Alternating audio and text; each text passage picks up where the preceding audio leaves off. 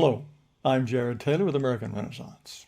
If you like this video, I hope you'll send the link to a lot of your friends. Many of the things we're supposed to think about race are so obviously wrong, you wonder if anyone believes them. One is the idea that race has nothing to do with biology and is just a social construct.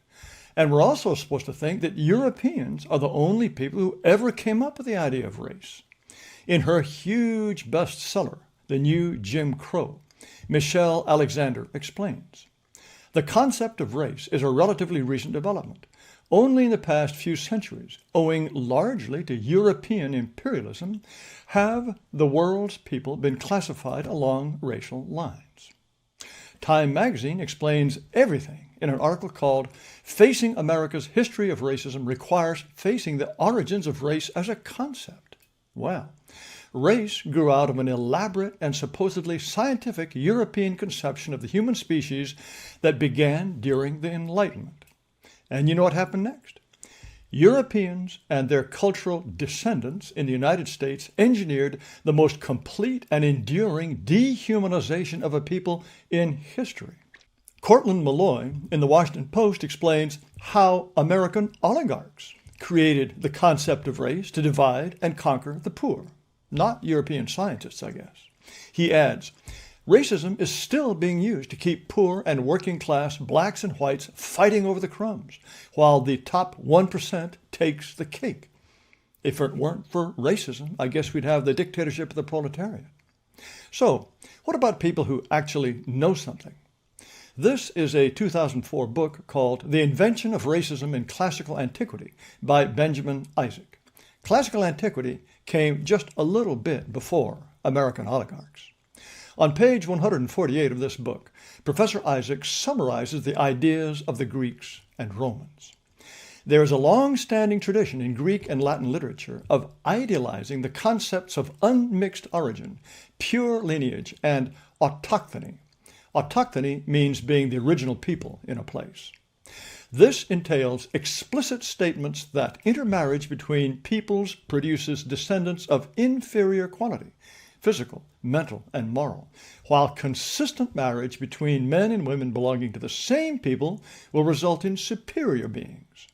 The quality of an entire people is determined by lineage and origin only, and will be stable if protected against outside contamination. Autochthony, being a native, assumes a physical relationship between man and land, which, by definition, turns an immigrant or descendant of immigrants into an inferior being. No, this isn't a summary of Mein Kampf. It's what the Greeks and Romans thought.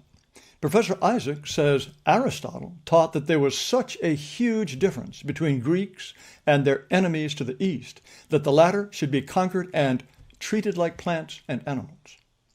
The Egyptian Book of Gates dates from the New Kingdom, or from the 16th to the 11th centuries BC. It's about the gates the soul passes through after death.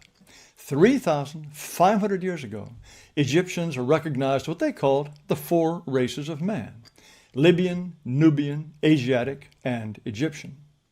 Here's another depiction of the different races. The Egyptians enslaved blacks. Here is a Nubian with ropes around his neck. Here's another Nubian from about 1300 BC. The original is in the Metropolitan Museum of New York. Here is an Egyptian pharaoh crushing his foes as dogs attack them. They are clearly black and are clearly different from the pharaoh. Arabs were keenly aware of race. This book, Race and Slavery in the Middle East, tells you all about it. In the 9th century, Al-Jahiz of Basra wrote a book about animals. He also wrote about black Africans, whom he called Zanj. We know that the Zanj are the least intelligent and the least discerning of mankind, and least capable of understanding the consequences of actions. Al-Mas'udi was a 10th century historian known as the Herodotus of the Arabs. He wrote that the Zanj are people of black color, flat noses, kinky hair, and little understanding or intelligence. Arabs didn't like whites either. Abu Firas al-Hamadani was an Iraqi Arab writing in the 10th century. Here he is on a Syrian postage stamp. He complained about what he called the infants dropped from the wombs of Slavs. He said they were bleached and leprous colored. But Africans were worse. They were overdone in the womb until they were burned, so that the child comes out something between black, murky, malodorous, stinking, and crinkly-haired, with uneven limbs, deficient minds, and depraved passions. Ibn Butlan, shown here on the left, lived in Baghdad in the 11th century and wrote of Zanj women. Dancing and rhythm are instinctive and ingrained in them, but there is no pleasure to be got from them because the smell of their armpits and the coarseness of their bodies. The 1001 Arabian Nights are full of blacks who are usually depicted as stupid and oversexed. There are also insulting references to Europeans. Ibn Khaldun lived in the 14th century and was one of the great philosophers of the Middle Ages. He wrote, "The Negro nations are, as a rule, submissive to slavery because Negroes have little that is essentially human and have attributes that are quite similar to those of dumb animals." This is a slave market in Zabid, a town in Yemen. This image was made in 1237. The buyers and sellers are Arabs. The slaves are black. Muslims also took whites as slaves, but there was a distinction. They were called Mamluk, which means owned. Only black slaves were called Abd, and the word became so associated with blacks that in many Arabic dialects, Abd means both black and slave. The popular first name Abdullah means slave of God. A Mamluk, or white slave, could rise to become a general or a provincial governor. This was virtually impossible for a black slave. Muslims prized white women as sex slaves. The Englishman Edward Lane lived in Egypt from 1833 to 1835 and wrote a book called An Account of the Manners and Customs of the Modern Egyptians. He wrote that a white slave girl cost 6 to 20 times as much as a black slave girl. That's a high price to pay for a social construct invented by Europeans. People discover race wherever they go. Arab traders brought black slaves to China during the Tang Dynasty, which was from 690 to 907 AD. They were considered hopelessly stupid.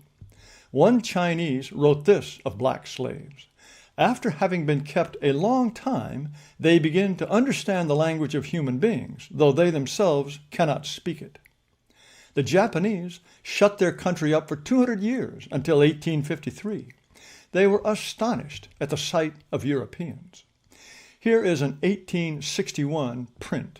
Note the crowd of Japanese goggling at these strange creatures. These whites would have looked as exotic to the Japanese as baboons or zebras. Note how differently the facial features of Japanese and Europeans are drawn.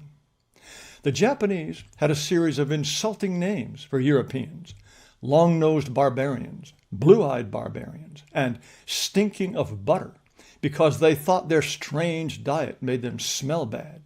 There was a huge market for prints like these, because most Japanese never got a good look at a European or close enough to sniff one.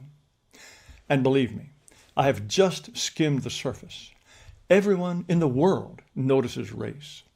Lefties would have you believe that throughout history, when an Asian met an African, he said to himself, "Gee, he looks and acts and thinks just like me."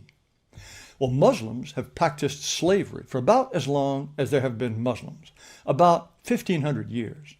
They traded blacks for at least 1,000 years and took countless slaves from Slavic lands as early as the 9th century.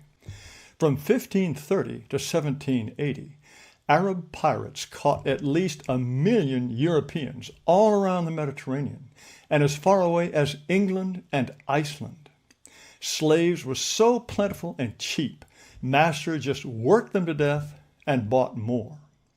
White galley slaves, chained to their oars, might never leave the ship and were tossed overboard at the first sign of weakness. But then along came white people invented the false idea of race, and, to quote Time magazine, we engineered the most complete and enduring dehumanization of a people in history. Do they believe this stuff, or do they deliberately lie to us? In either case, it's pure baloney, and I hope that they choke on it. Thanks for watching. Please subscribe to this video channel. And I invite you to visit amren.com, AMREN.com. You'll find a lot of things that will interest you. Podcasts, videos, discussions. But again, thanks so much for watching.